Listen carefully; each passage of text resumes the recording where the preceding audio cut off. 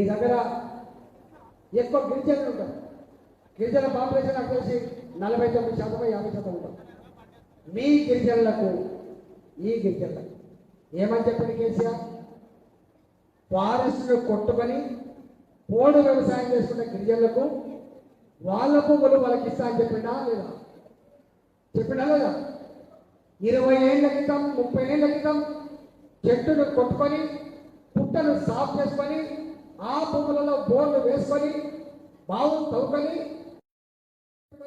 Pipe line వేసుకొని వ్యవసాయం చేస్తున్నప్పుడు వాస్తవం కాదా?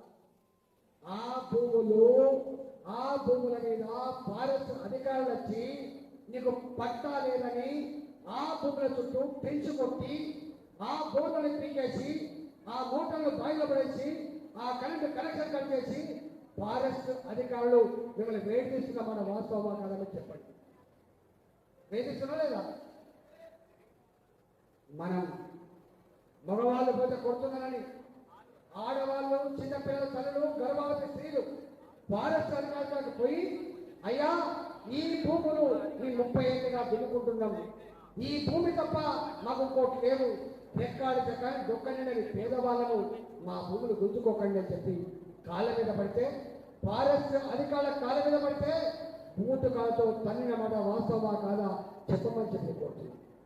ఇవాళ ఆ ఫారెస్ట్ భూములు మొన్న ఎన్నికలలో పోతే మళ్ళీ ఊళ్ళలో రానియని చెప్పి మొన్న ఆ ఫారెస్ట్ ఆ మన భూములకు పట్టాలు ఇచ్చే ప్రయత్నం చేస్తుంది తప్ప మనకు 10 ఏళ్లుగా సతాయించిన వ్యక్తి కేసీఆర్ రేపు ఆ భూములకు ఏ భూములైతే మీరు దున్నుకుంటున్నారో ఏ భూములైతే మీకు అన్నం పెడుతున్నారో ఆ భూముల మీద పట్టాలు ఇచ్చే జిమ్మదారి భారతీయ జనతా పార్టీ తీసుకుందని చెప్పి మాట్లాడుతున్నాము.